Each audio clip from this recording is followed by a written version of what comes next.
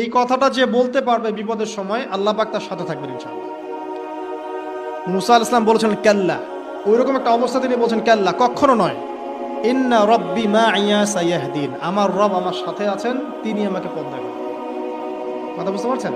বাস আল্লাহ পাকের সাহায্য নেমে আসলো, তিনি বললেন লাঠি ছুঁড়ে মারো। লাঠি ছুঁড়ে মারার সাথে সাথেই একটা দুইটা না 12টা রাস্তা হয়ে গেল, পানি ভেদ করে, সাগর ভেদ করে। আর এই 12টা রাস্তা দিয়ে, এটা কোনো গাল গল্প নয়, 12টা রাস্তা দিয়ে বনু ইসরায়েলের 12টা দল চলে গেল, পার হয়ে গেল। আর ফেরাউন এটা অবাক হয়ে দেখছে। এক পর্যায়ে সেও সিদ্ধান্ত নিল যে আমিও আমার ফোর্স নিয়ে ধাওয়া করব। এই যে সে নামলো লোহিত সাগরের সাথে সাথে পানি আবার আগের জায়গায়।